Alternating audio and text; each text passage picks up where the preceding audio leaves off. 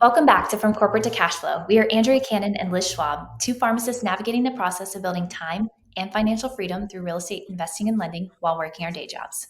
Navigating the journey is difficult, but our podcast guests are experts in showing us how it's done. And today we have Soddee Knight with us. Soddee, thanks so much for joining us.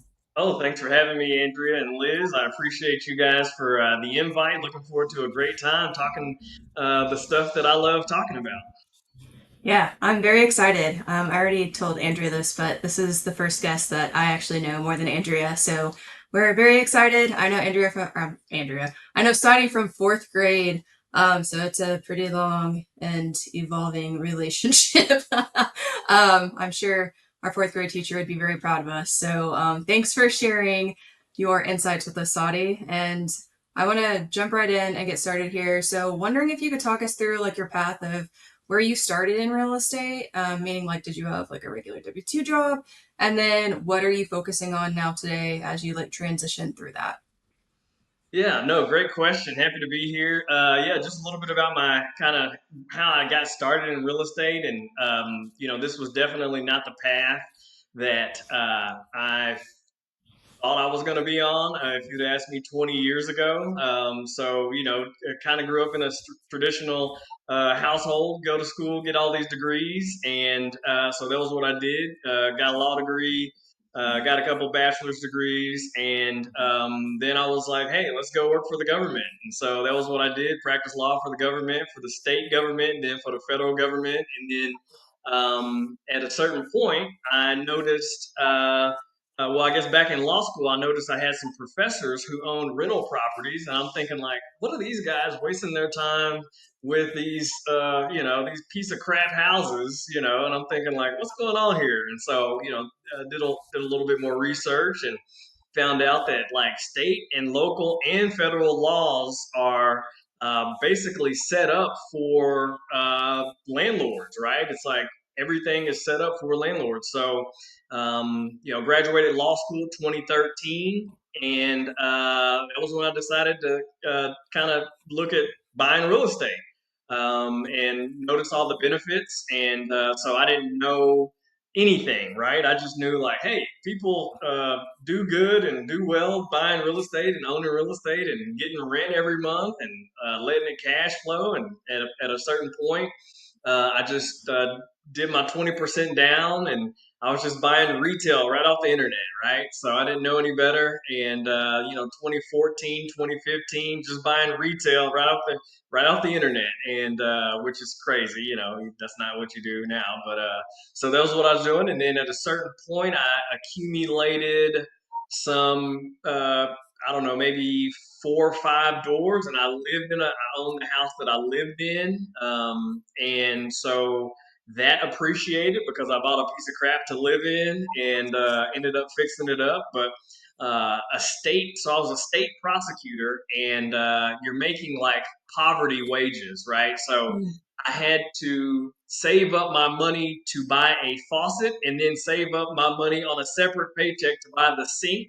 So I couldn't buy the Mm. sink and the faucet at the same time, right? So just to let you know, like what I was trying to make decisions to do, like, do I want to buy internet this month or do I want to buy, get a faucet, So it was like, Yeah. and so, but anyway, bought a piece of crap, sold that house that I lived in, and essentially the numbers are not going to make sense to you guys because this is Oklahoma City that I'm talking about, and you guys are in Utah. But basically, I bought that house for $60,000, and then about 12 to 18 months later, I sold it for about $100,000.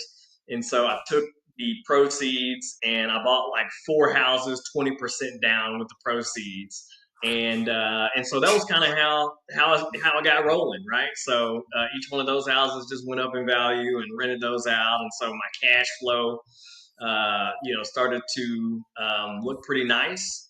And we're talking 2016, 17, and about 2017, 2016. That was when I started to really learn how to purchase real estate at a discount. Really learn how to Mm. purchase off market, which is a different skill set than just going online. But that's kind of how I got started. My income, my rental income. started to exceed my government salary. By 2016, 17, I was working at the federal government, so I was making like 4 times as much as I was making with the state. So I was doing better. I was able to put a lot of the money and save it for to buy real estate, to fix up real estate. But so yeah, 2017 is kind of where I'll say the journey really took off. Yeah, I remember when we first started talking about real estate. Like, obviously, you were in it like way before I was, but I remember you saying you was like doing all these calls on your lunch breaks and stuff, and like stepping out and making calls, and just like it seemed like all you were doing was working like 24/7 to get the real estate thing going. Did that? I mean, obviously we both like got doctorate degrees and stuff, and like I think we both were like, oh yeah, this is going to pay a lot of money, and then like we'll be set. But then you're like, oh wait, I have no time to do anything else and don't have freedom to do anything. So I'm sure that's like a lot of what powered you to be able to like move forward with this. Does that sound right? Liz, we talk about this all the time. We talk Yeah. about how it's almost like we were sold like almost a false dream, right? It's like, especially growing up in the mid '90s, early '90s, it's like, hey, you go to school, you get good grades, you get all these degrees, you're gonna be like the richest person ever, right? And so like that's basically what all the teachers always said. It's like, hey, you do, and so that's exactly what we did. And then we look around and it's like, okay, we get these good jobs, right? It's like, oh, these are jobs that people like, work their whole career to get. You get it. And it's like, okay, the money's fine, but you have to keep working if you want to keep making the money. And you have to like, and it's just like, hold on, this is not really living a life. I don't think, I'm pretty religious, and so it's like I don't think God put us here on earth just so we can go somewhere for 50 hours or 60 hours every week and do something, and then by the time we get around the people we really love, we're like tired and worn out and worn down, and it's like so yeah, that was a big motivation, Liz. That's a big motivation on why I was like, hey, there's got to be something more to life than making a big paycheck, Mm-hmm. big W-2 paycheck. And no, yeah, you're 1,000% right. It was the motivation. I was working buying real estate before I went to the government job. At lunch breaks, I would take a long lunch and go view real estate, and then try to make it back and go to court, and then do it. And then and then Yeah. after work, I would go to the projects that were going on that I had. Trying to oversee the crews that were fixing up the duplex or whatever it was. And yeah, it was Yeah. 24/7. It was definitely 18 hours every day, even on the weekends. And but I knew that's kind of what it took to really get the ball rolling. And especially when you're trying to accomplish certain goals, it's like, hey, you can't just sit around and take the weekends off or take the holidays off. Mm-hmm. And I feel like I should know this, but when did you actually like leave your W-2 job to focus just on real estate? Yeah, it was 2018. Okay, gotcha. Yeah, that's so crazy to think about because I remember you were like, "Yeah, I'm doing real estate," and I was like, "Wait, didn't you just go to law school?" So I was like, "What are you doing?" But jokes on me because I should have started way earlier. And it's funny because like I feel like the people that you interact with like change too, right? Like you talk about how like your goals change and how you have to like really focus in on that. I'm wondering if you can like maybe talk a little bit about that, like maybe how you had to change the people that you are like associating with or what that looks like. Oh yeah, definitely.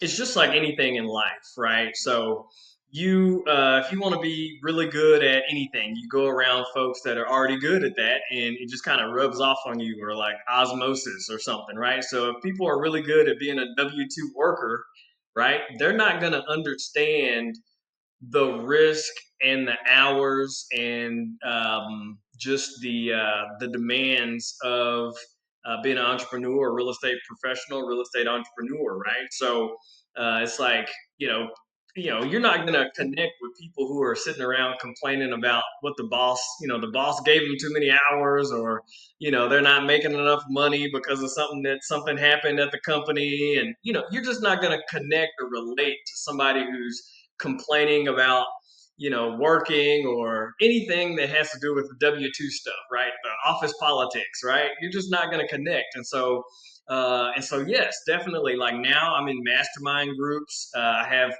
mentors that are kind of in different parts of the country that I visit, and it's just a matter of getting around people. And I feel like I encourage all the seasoned and even people that are just starting out in real estate. Get around folks that are doing what you want to do and have been there, done that, and then they can help you get there a little bit faster. And so that was kind of what I was doing. And of course, sometimes you have to pay for that, and I still pay for that to this day. I have mentors that I pay. Some would say a lot of money, but I can tell you for sure, I would pay them more money because every time I talk and meet with them, I get even more good ideas to go and do even better, right? So, but yeah, it's definitely a matter of you kind of got to get away from certain people. Even some of those people may be in your family, right? Some of those people may be your parents. Sometimes you just can't listen to your parents. It's like, okay, who you gonna listen to? Someone that has been there, done that, or someone who hasn't been there and done that, right? So sometimes your parents are trying to protect you from a fear that they may have, right? But it's just a matter of getting around folks, and you have to shed the people that may be holding you back professionally or entrepreneurially, and getting with folks that will expand your mind. So it's definitely always a battle of like the old friends versus your new friends. So I Yeah, go I through it a remember lot. this. Man, a couple of years ago, it wasn't my parents, but I remember I was like asking you for advice. And you're like, "Why are you listening to them? Like, have they done what you want to do?" And I was like, "No." And you're like, "What are you doing?" And I was like, "Yeah, you're right. You're right." Like, I remember you saying that specifically, and it obviously makes so much sense, right? And you really do need to refine the people that you hang out with. So I completely agree with that. And then one other question, and then we'll transition to Andrea here, or I could just like overtake the entire podcast. Um, so I know we mentioned that you left your W 2 and you started with like the cheap purchases or whatever, and real estate is so cheap in Oklahoma. But what are you focusing on now? Are you doing bigger real estate lending, or like what's your main go to? Yeah, so the main go-to now is so after a certain point of having a portfolio of single-family houses, duplexes, some small multifamily, I was able to 1031 exchange many of those properties into some commercial assets. And so I have some commercial assets, medical plazas, office buildings, that kind of thing. I still have some single families. And also, I started a brokerage, a real estate brokerage. So we have real estate agents, and always helping new real estate agents with their deals. And I was doing that this morning and helping facilitate different transactions. So I was doing that this morning. Also, lending. Lending is a big deal right now for me, and that's kind of what I see the growth area coming in our organization is through lending, and also the brokerage is growing pretty good. So those are areas I like to lend on single family homes, primarily in the state of Oklahoma, and that has only started within the last about 18 or so months. Just short term acquisition financing. And so far it's been working out pretty good. Everyone has, I haven't had to foreclose anyone yet, but I'm ready to go in case that comes. So, but yeah, just those two kind of things. The portfolio is doing fine. I'm growing the portfolio just by getting some of my vacancies in the commercial. I have a couple medical plazas that I'm just getting some more doctors and surgeons and stuff, getting those filled in. And so that's kind of how the portfolio is growing. Not doing a whole lot of acquisition in on the portfolio, but the brokerage is growing, bringing in some very nice, experienced realtors. to do good transactions, and then the lending side is growing as well. So just been lending out my own money primarily to this point, and some I've sold off a couple of single families to take that equity and put it into the pool of money to lend out. And so far it's worked out pretty good. We've had some good success. I want to try and ramp that up and working the bugs out, getting the documentation correct, working the bugs out on that kind of side of the business. But it's fun, and I just really love the freedom of it, that you can make money however you want to in the real estate business, and so yeah, it's a lot of fun. I just love it. No, that's awesome. You've got a lot going on, which is really exciting. And I want to, you know, go back a little bit to when you had those professors that had those rental properties. There's so many people out there who hear about, oh, my uncle, he had a rental property, or my boss's neighbor, or somebody, right? Like everybody probably knows someone who owns rental properties, but very few people actually take action on that. And what do you think it was specifically that made you take that step in real estate versus maybe some other thing, right? That's out there that would maybe be a different moneymaker. Yeah, definitely. So what I always tell folks, it's what causes people to act is one of two things. So it's either going to be inspiration or desperation, right? So for me, I think maybe it was a little bit of both, right? I was like, okay, what type? For me, I have a certain type of life that I envision for myself, right? And Mhm. a W-2 just wasn't, I just didn't see that happening, right? Especially when I look around at my peers that have been working W-2s for 20, 30 years, and were practicing law for 20, 30 years. And I'm thinking like, okay, what's going on? But then you look at some real estate professionals, and the type of life that they live. And so it's like, okay, what do you do to get to where you want to get to, right? So for me, it was, hey, I got to do something. I can't just sit around here and keep living this same life, right? So for me, it was like, hey, I'm like desperate, right? I'm like desperate. I was like, okay, I gotta do something. What can I do, right? Looking around, like, what can I do? So real estate was like, it was kind of like saved my life, because I was like feeling like really like, oh my goodness, I can't keep living this life, right? And for the next 30 years or 20 years or whatever it was. So yeah, it's inspiration, desperation kind of thing. So I was inspired by folks that had come before me. There were some people in Oklahoma City that I knew that had accumulated about $70 million worth of real estate, and I'm like, that guy's not like any smarter than I am. Like, what is he over here doing? He's got $70 million in real estate, and I'm like, okay, this is like someone in Oklahoma City. He's not that much older than I am. Why am I not doing that? And so I was inspired by some of that, and then of course there was some desperation in there too, right? So yeah, that's kind of how I was like, hey, I gotta act, I gotta do something.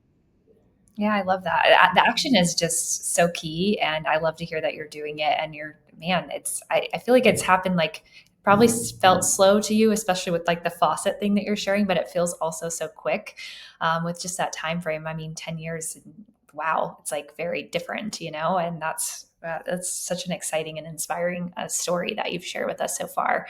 I want to hear, do you have a team? Like, what's that look like? I know you have other real estate agents, it sounds like, with your brokerage, but what about for the rest of your business that you're doing? Has this always been a solo thing? Have you been doing it with other people? How's that looked and evolved?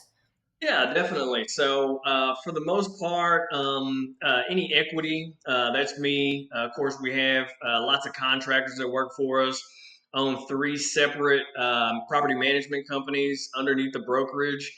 So, bringing in property managers, so that's been really, really key.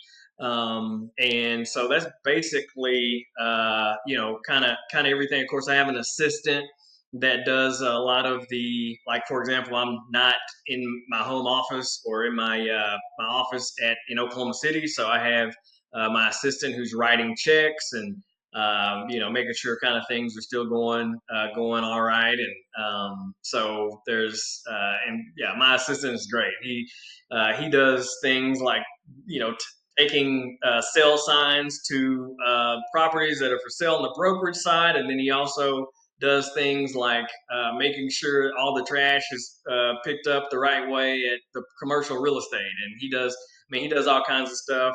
So that's kind of like my go-to right hand person, writing checks, taking things to the post office. So just kind of does everything. And then of course a lot of different handyman, plumbers, all that kind of stuff. Contract workers, and then of course I have my tax strategist and CPA, and then kind of my main attorney. Of course, we have several different attorneys that do different things. Eviction attorney, foreclosure attorney. Haven't had to use them yet. And then my kind of my main business attorney. So, but yeah, I'm always in contact with basically everyone on the team. Always in contact with different realtors that are going through different transactions. And then, of course, you have your preferred lenders. I consider my lenders on my team. Whenever we're doing certain different transactions, and yeah, it's great. Of course, your insurance person that does your property insurance, I consider that someone to be on my team because they're always just one email away from getting what you need to get done. So yeah, it's definitely like a village. You can't do everything. Always trying to hire folks that are better and smarter at everything, and experts in their field. So yeah, that's kind of how that goes. Okay, yeah. So you've done like 100,000 things, is what you're saying, basically. And you've like interacted with a ton of different people. It's so interesting because obviously I feel like the strategies are dependent sometimes geographically based on like where you live, right? It's like with Oklahoma, you can do things a lot differently than you can in Utah, where things are a lot more expensive. I remember you telling me like, oh, just purchase like under the regular cost, and I was like, I would buy a piece of paper for a house then if I did that in Utah. Like, there's like, I mean, it's all just like such crap, right? And so it's interesting thinking about everything that you've done and maybe like applying that to other areas. And one thing that I keep thinking about is a conversation that we had. Tell everyone what you did with your previous 401k. Oh yeah, I just used it to buy more real estate. So yeah, just I mean, it's like you know, what are the rules here? The rules are you got to keep this 401k in like this thing over here until you're 59 and a half, right? And then it's like yeah, it might grow at like 8 to 10% per year, sometimes a little more, sometimes a little less. But if you know that you can take, that money and triple it on one transaction or, five transactions, then it's like, okay, sure, I'll pay the penalty. What is, the penalty is like 10% plus the ordinary income tax is another, maybe 20. Okay, you're paying 30%, but guess what? I just quadrupled the money. So it's like, a lot of W-2 workers, they're like, oh no, they told me it'll be a penalty. I can never take the money out. And of course, Wall Street doesn't want you to take the money out because they want more money, right? So all the advisors, who are W-2 workers most of the time, and a lot of these financial advisors who are like, the administrators, they're sitting around here working every day, and they're not multimillionaires, and they're trying to advise you on what to do with your money. And it's like, hold on, how many times have you turned nothing into something, Mr. Advisor? Oh, okay. Well, I'll just keep on doing what I'm doing here, and I'm going to take all my money and do what I want to do with it, and quadruple it. Okay, so, but yeah, just it's just a mindset, right? It's your mindset, it's your frame of thinking, and it all comes down to education. Of course, I wouldn't advise or tell anyone to take all their 401k money out if they didn't have a better place to put it. And most people don't, right? Because most people don't know how to buy real estate the correct way. So in most people's cases, it's best to just leave your 401k where it is, keep on getting that 10% per month until you're 59 and a half, and then you can be old and enjoy it then. So but I like to maybe enjoy it before I'm 59 and a half. Yeah, no, it's a good thing. I just remember when he first told me, I was like, he's insane, but now I'm like, genius. So it's funny how things change, right? Oh yeah. And I would love if you could share maybe a few things that you've learned throughout like your real estate journey that you wish that you would have known like when you first started. Yeah, so one thing that I kind of go back to that has evolved is, when you're first getting started, you think like the tactics and the strategy is like important, right? It's like, oh, what do I do? How do I do it? But really, it's your willingness to continue to learn, and you're also just your mindset to never give up no matter what happens, right? Because you're going to have some very tough days. You're going to have days where it's like, am I getting ready I think I'm about to go bankrupt. Oh my goodness, I'm about to go bankrupt. And then next thing you know, you're the richest person you've ever known, right? So it's like, that's how real estate is. It's like, okay, so just don't give up. And it's not about the tactics or the strategy, because as markets change and as the business environment changes, your tactics and strategy will change, because what worked in year one is most likely not going to work in year five. Okay. And so Mm-hmm. that's why you continue to learn, evolve, get around folks that are learning and evolving and doing, what you want to do at a high level. Pay people whatever they ask you. If they're doing what you want to do, just pay them to learn how to do it. Like, it just makes so Mm-hmm. much sense to invest in yourself. Continue to educate yourself. I've been doing this for over 10 years, and I still read lots of business, finance, real estate books all the time, personal development, because it makes so much of a difference. But yeah, that's just kind of what has changed over the course of time. I thought it was like strategy, like what do I do, like, but really it's not necessarily like what you do. It's all about like your mindset and your never give upness. It's like, I'm gonna just keep learning and going. So Yeah, that definitely makes sense. What's the last thing you learned? the last thing I learned. So right now I'm reading a book called How to Be a Billionaire, and and so last I read every night. So last night, I'm in the part of the book that's like, you can't compete, right? You can't compete. You just have to dominate. If you compete, you end up just like scraping by. But if you dominate, then you can consolidate your competition. So it's like, it's all about that. And then the book before that was Alex Harmozy. Sometimes I read like the same books over and over. So I've read like all his books like 17 times. And so I read $100 million leads. So as I told you guys, I'm growing the lending side, and so $100 million leads is all about getting better leads and all that kind of stuff. So I had to refresh my memory on getting leads and borrower leads, and the best way to do that and all that kind of stuff. So I read that book. I finished that book last night and started How to Be a Billionaire last night, and so I'm looking forward to finishing that book and keeping on. But definitely, reading is a big important part of my continued education, and I feel like that's the only way. Like, you can continue to put new knowledge and good knowledge in your mind from people who have been there, done that, and maybe are a few steps in front of you.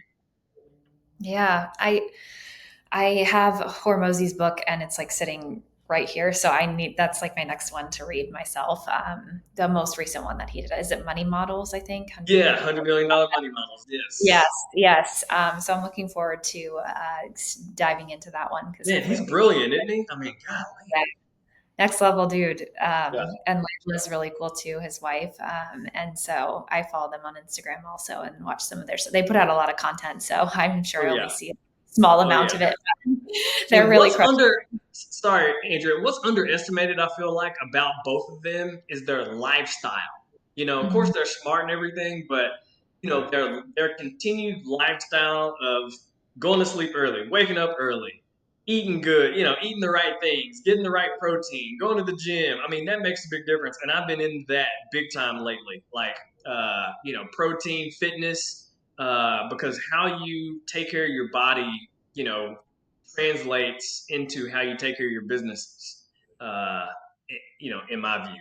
So that makes a big difference. And so I've been really focusing in on that. And I know this is about real estate, but I think it's more about lifestyle, life quality. And if your body is all jacked up and if you're like, 80% fat, it's hard to have a good lifestyle if if you can't, walk down the stairs or something. So part of that is, hey, you're making 100 million bucks. It's like, let's have $100 million body too. Yeah, it's all connected, right? And if you are, the wealthiest person in the world, but you don't have your health, you don't really have anything, right? Because you're going to die or you're just going to be miserable depending on what's going on. And, I think anybody who's really wealthy all of a sudden starts caring way more about their health because they realize like it doesn't matter how much money can't buy your way out of your body going to crap, right? And so I think it's a really good reminder, and they do a really good job. They're good role models for that, for sure. Definitely.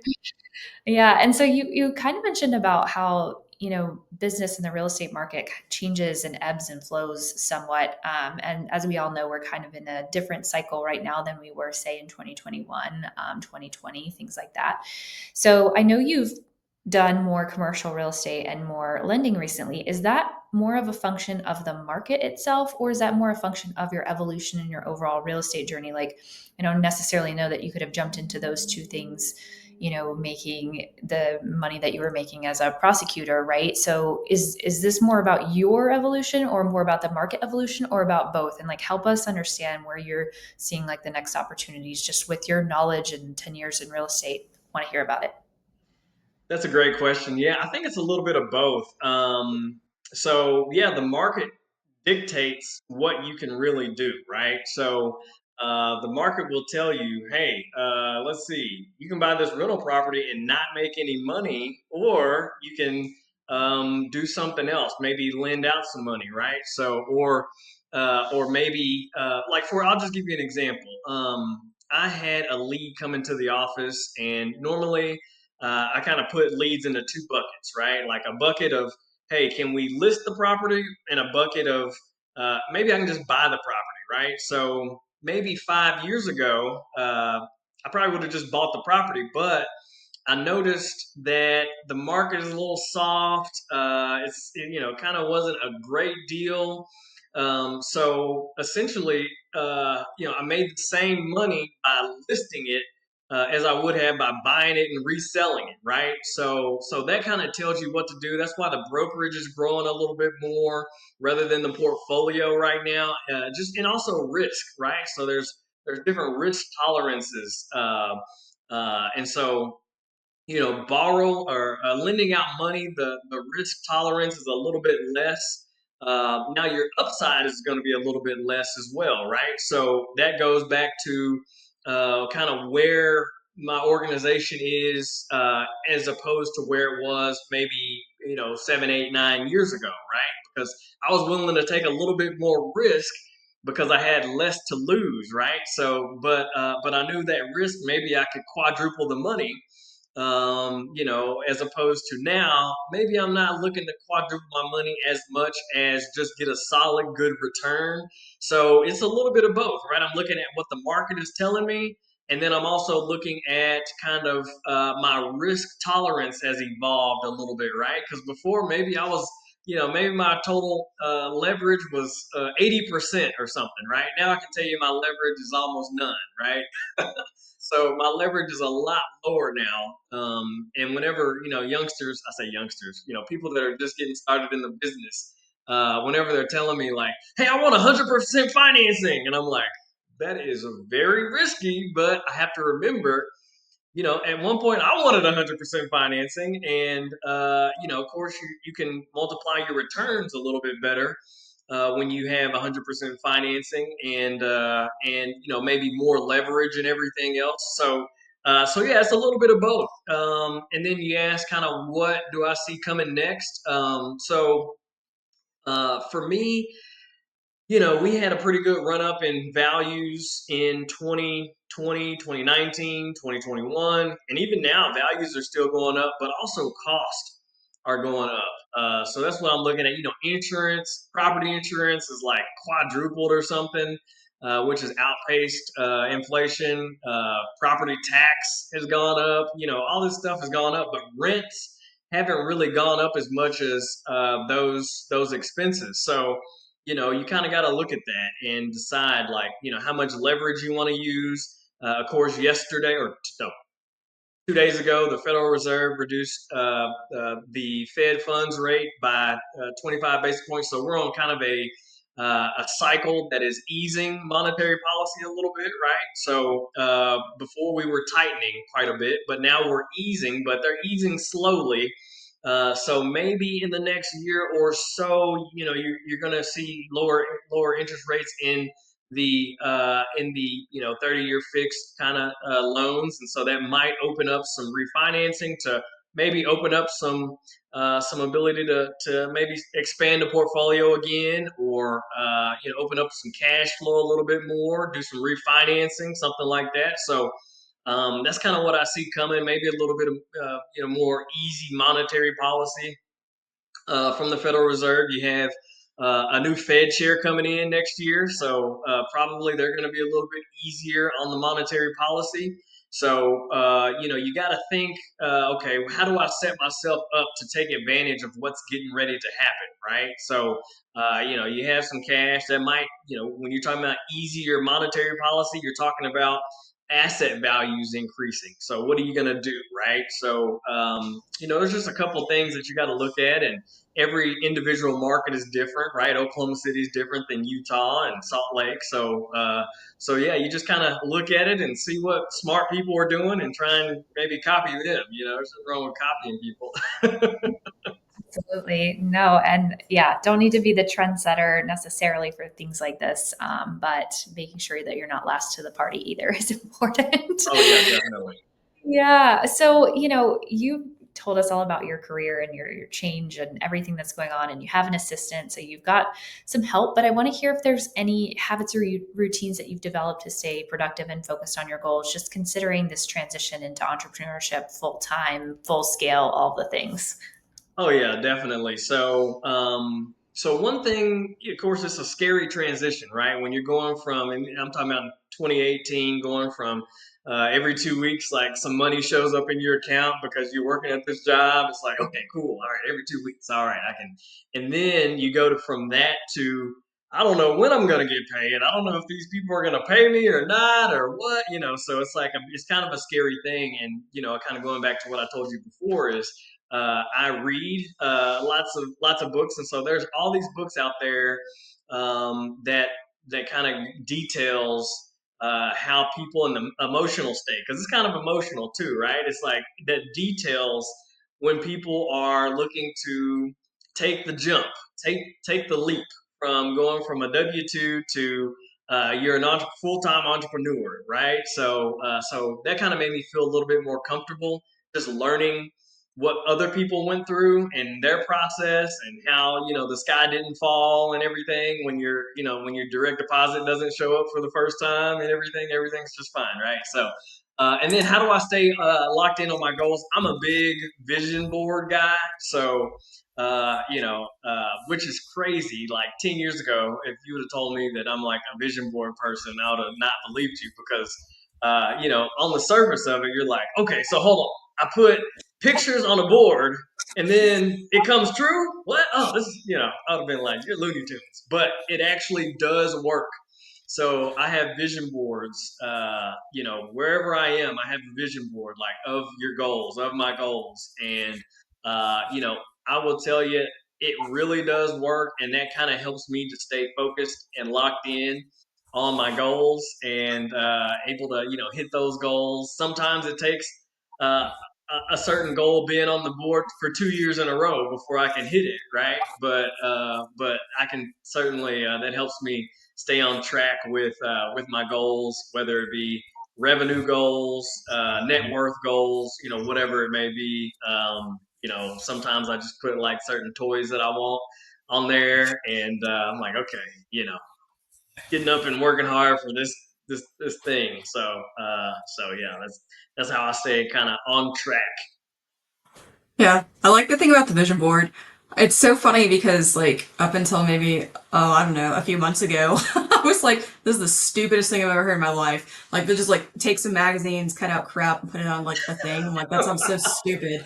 Like, okay, I have better time, like, better things to do with my time, right? But it makes a lot of sense. Like, if you have a goal and you're constantly seeing it, then your actions need to align with, like, what you need to do in order to achieve that. So, I finally see the value in it, as horrible as that sounds. But I know a few other people that we have talked to on this podcast about the same thing. And I think the more that I'm hearing it, I'm like, okay, well, this sounds like super obvious now. Now I feel like an idiot. So that's definitely something that I'm going to implement. So I think that's a good idea. What's on your vision board right now? Are you allowed to tell people? I mean, I have some stuff, just like for example, one thing I have is like a cutout of like a really fit person, Mm-hmm. So I'm like, okay, I gotta like watch my carbs today, I want my 6 pack to look like that, or whatever, and then some stuff I have, yeah. So I'll just go with that, and then the other stuff's kind of like materialistic, so I like certain things. I want certain different cars and different other things like that. So, Yeah.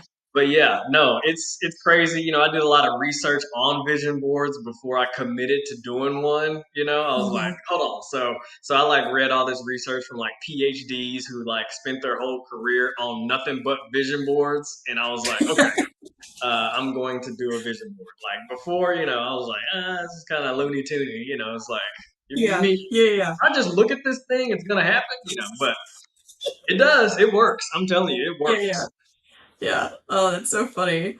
So another question I have, and I know like you've already talked about a lot of different things that you've learned, and I know that you agree with me that like they don't teach you the stuff that you actually should learn in school, right? Like, oh, I don't know, finances or how to retire or make money without like a regular W-2.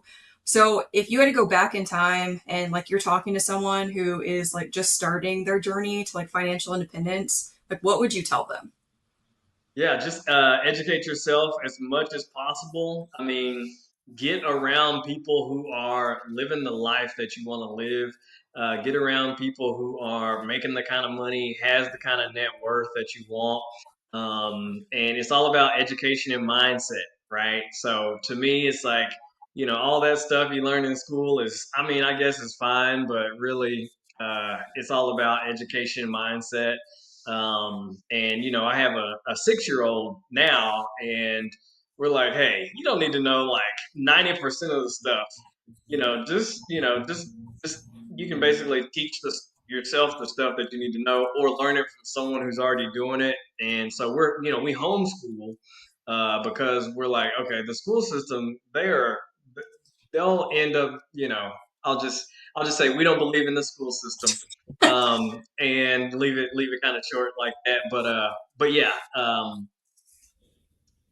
it's just a matter of getting around people that are doing what you want to do. And I would tell anyone that's just starting their journey, it's all about education. So there's a couple different ways you can get educated: books and other people, like apprenticeship sort of thing. If you want to come work for me, I'd help you. Give you some tips and advice, or work for you guys. I'm sure you guys would help with a beginner, and give them some advice, because you two have been very successful in the real estate business for some years now, and are going to continue to grow. So that's kind of the advice that I would give. Yeah, it's funny, right? Because I still like know the quadratic equation. I was thinking about this the other day, and I was like, why the hell do I even know that? And I was like, what is that even for? I don't know what that's for, right? And then it's like no one knows how to build credit, like how much money they're paying in taxes, how to lower their tax bill, like just all these things, right? So it's just so crazy to think about, like just how we all thought we were doing it right, right? So I don't know. It's just weird times, right?